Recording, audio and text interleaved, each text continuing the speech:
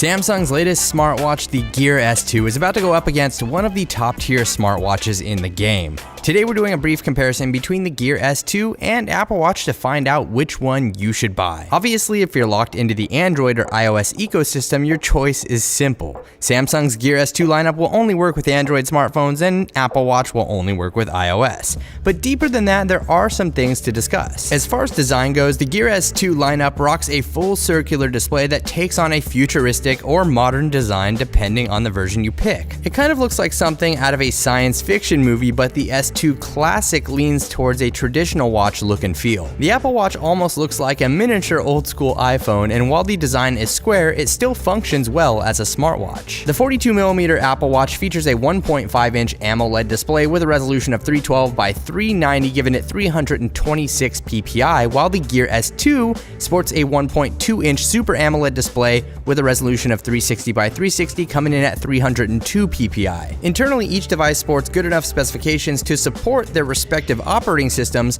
but there are going to be big differences between these two as far as that's concerned. As for build quality, each side of the table feels solid, as they should, being flagship smartwatches. There's a metal body on the Gear S2, the S2 Classic, and the Apple Watch. With display coverage, the Gear S2's Gorilla Glass falls short of the sapphire security blanket of the Apple Watch, but both feel durable nonetheless. Sizing between the two is actually comparable when it comes to the Gear S2 Classic and Apple Watch, but the other S2 variation is a bit bulkier. There's not a huge difference here or on your wrist, as you can see. Navigation is also going to differ between these two. On the Apple Watch, the primary form of navigation is going to be the touchscreen, but Apple has implemented the use of a digital crown and a button to scroll, select, and zoom within specific situations. Over on the Gear S2, the primary form of navigation is most definitely the rotating bezel, which is pretty cool in my opinion. It's how you'll do most of your poking around and browsing on this watch, and it's very comfortable to use. The touchscreen is really secondary to the rotating bezel, and finally there are a couple of buttons to go back or access apps. Each watch features a heart rate sensor and activity tracking for anyone who's into that, and you'll also find changeable bands, but only under certain conditions depending on the device. Apple Watch bands are proprietary for the most part, but so are the Gear S2 bands. The S2 Classic will allow for standard bands to be attached, but again, that's the only one that looks like an analog watch. Battery life should be comparable between the two in real-world use, but Samsung claims the S2 will last up to 2 to 3 days, which is really 2 days over the claimed Apple Watch battery life. But we'll see how those